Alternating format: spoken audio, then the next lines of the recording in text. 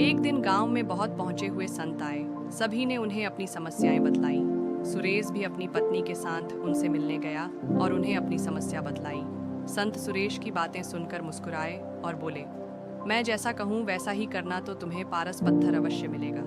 संत की बात सुनकर सुरेश बहुत खुश और संत से बोला, कृपया कर मुझे वह तरीका बतलाएं जिससे मुझे पारस पत्थर मिल जाए। संत बोले, तुम्हें केले के पेड़ की पत्तियों के नोक पर जमा सुबह की ओस की बूंदें एक बर्तन में एकत्र करना है, और जब तुम 5 लीटर ओस की बूंदें एकत्र कर लो तो मैं उसे अभिमंत्रित कर पारस पत्थर में बदल दूंगा। लेकिन याद रहे, ओस की बूंदों में तुम पानी मिलाकर धोखा देने का प्रयास करोगे तो तुम्हारी पूरी मेहनत पर पानी फिर जाएगा और ओस की बूंदें पारस पत्थर नहीं बन पाएंगी। यह काम बहुत कठिन था। सबसे पहले सुरेश ने अपनी कुछ जमीन पर केले के पेड़ लगाए। केले के पेड़ धीरे धीरे बढ़ रहे थे, किंतु इतने पेड़ों से वह ओस की सिर्फ कुछ ही बूंदें एकत्र कर पा रहा था। उसे लगा, इतने केले के पौधों से 5 लीटर ओस एकत्र करने में तो उसे साल लग जाएंगे। उसने फिर कुछ केले के पौधे और लगाए। इस तरह करते करते उसने अपनी लगभग पूरी जमीन पर केले के पेड़ लगा लिए। सुरेश अब इन केलों के पौधों को पानी देता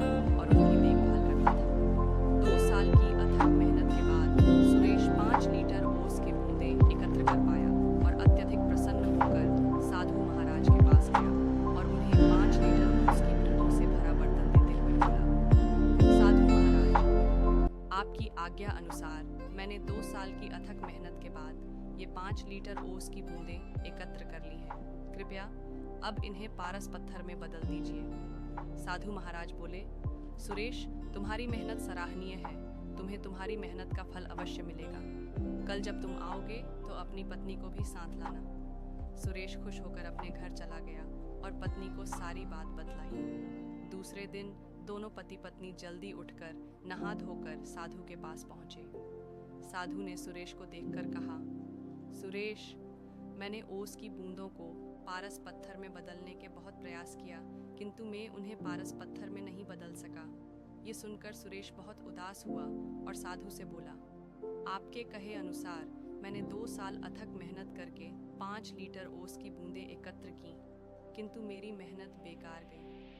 अपने भी दूसरे लोगों की तरह मुझसे झूठ बोला। सुरेश की बात सुनकर साधु बोले, बेटा, मेहनत कभी भी बेकार नहीं जाती।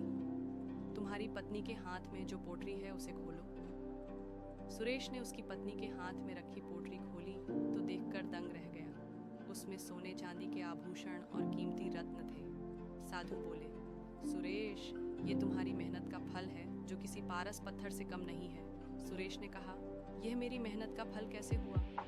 साधु बोले, तुमने 2 साल से मेहनत करके जो केले के पौधे लगाए थे, 2 साल से उनमें फल भी लग रहे हैं, किंतु तुम्हारा पूरा ध्यान पारस पत्थर और ओस की बूंदों पर था और तुमने फलों पर ध्यान ही नहीं दिया।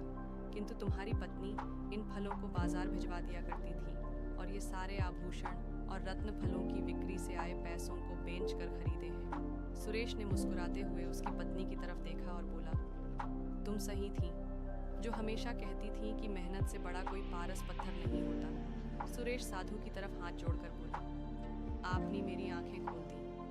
अब मैं हमेशा मेहनत करूंगा और